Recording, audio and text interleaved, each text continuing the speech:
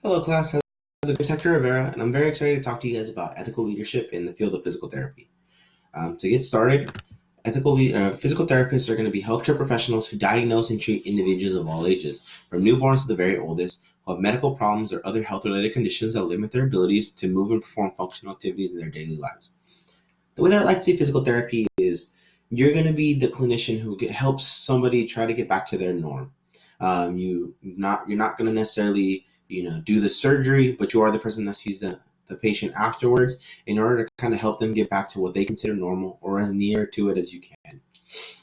The rest of this presentation, I really want to talk about it from a perspective of a clinical director. So that's going to be the main physical therapist who manages the clinic that they're working in, the physical therapists that build up their team, that make up their team, and all of the patients that they have to see, in a day-to-day course of their career. Leadership styles. To start off, I just kind of want to talk about my own leadership style, and that I think that transformational leadership will get a lot of empowerment from your followers. The way that I see it is, you as a leader, it is your job to build up the people that follow you in order to help them achieve whatever success it is in their lives, based on whatever they define success to be. So whether that means that they want to be in your position, or they want to branch out to a completely different field, whatever it is that you can do to help them reach and attain that goal and attain that pride and empowerment should be your main goal as a leader. Now, in terms of physical therapy, it's slightly different, and I'll explain why. First off, I think that distributed leadership is going to show a lot more growth in the aspects of organizational leadership.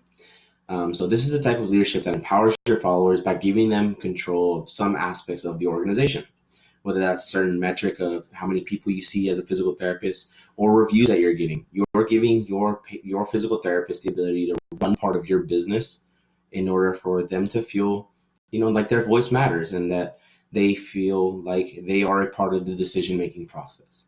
Now, this is a great way to run a PT clinic because it improves efficiency in terms of how they're working for the business goals and for their patients. But it also makes, the rest of your team a lot more satisfied and a lot happier to be there.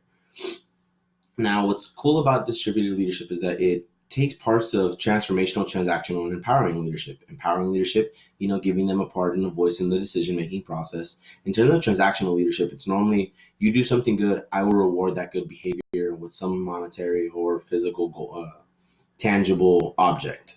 Now, what's happening with transactional leadership here is that we're rewarding good behavior that falls in line with what distributed leadership will do. So they manage that part of the business, they do it well, we reward them for that good behavior. In terms of transformational leadership, those are going to be the leaders that express their idealisms, that provide vision for their team. They challenge the status quo, and most importantly, they're stimulating their team intellectually. Now, you're getting all of this in terms of a distributor leader, but the difference is where normally they focus on the goals of the organization. Here, it's a lot more pinpointed on how do we develop you as a leader and how do we help you grow based on the shared ownership that you have in the decision-making process for our business and for our patients. Your voice matters. On top of that, I think that servant leadership in physical therapy is paramount to the success of any PT clinic. The reason behind that is a servant leader is a person who actively listens, they try to understand, and they earnestly seek to aid followers in achieving their personal, professional, and spiritual goals. And that really does encompass the goals of a physical therapist with their patients. They're here to help them achieve those goals, spiritual, professional, personal, all of that encompassed in how do I help you rehabilitate from an injury or some kind of physical ailment that's stopping you from getting to those levels of success. This is going to be something that relies on persuasion as opposed to charisma or disseminating awards, which are more transformational and transactional leaders. Now, what I think doesn't necessarily fly and doesn't produce the best kind of results in physical therapy are autocratic leaders, the people who demand, and you kind of have a separation of this is the leader and these are the followers and they're going to listen to what I have to say. And the reason behind that is when you have a team moving together, everybody's doing a similar job, but they all do it with their own specifics and their own passions and their own knowledge. So to tell everybody that they're wrong unless they listen to the exact the words that you're saying and doing everything in one manner kind of limits what you're able to do to give back to your patients. And end of the day, in physical therapy, patient care comes first. In terms of ethical scenarios, you kind of see a lot of funding being changed around in terms of insurance. So it's how can you help somebody as your patient if they're not covered by your insurance? So this is what Crow calls a point of care allocation. And it's kind of a situational battle of, do I help this person now and let them take care of that bill down the road? Or do I not help them at all and kind of protect them financially outside of my clinic? And unfortunately, these are kind of things that are unavoidable in the field of physical therapy. But you always have to keep your patient in mind. And for that reason, I think it's important to keep your decisions based on your emotions. You want to help the patient, but you want to help them, live a full, happy life. And that should always be, at the forefront of your decision-making processes. For that reason, what I've seen is the best way to handle these situations is getting informed consent and giving all the information to your patient and letting them kind of be a part of that decision-making process. It's not your life that you're going to alter if you make the wrong choice here, it's theirs. So they should be the final say in terms of, please help me now. I need this. I can take care of this down the road financially, or I can't afford this. It will, cripple me financially if we move forward. So it has to be their decision. And it's your job to just, be the avenue that teaches them what it is that really lies on either side of it. On top of that, it's how to communicate truths to patients and family members. How do you, tell somebody that there's only certain limitations to how well they can get, or that they have an injury that they will not ever fully recover from. And the best idea behind this was shown by Delaney, Edwards, Jensen, and Skinner, called the active engagement model.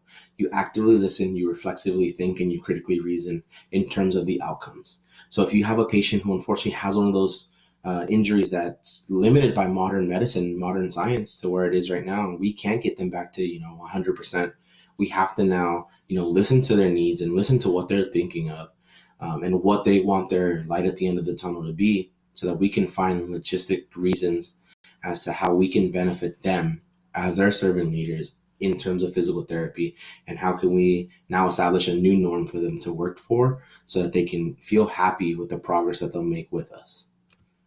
In terms of faith, I have a couple, passages I just want to touch on. He must increase and I must decrease.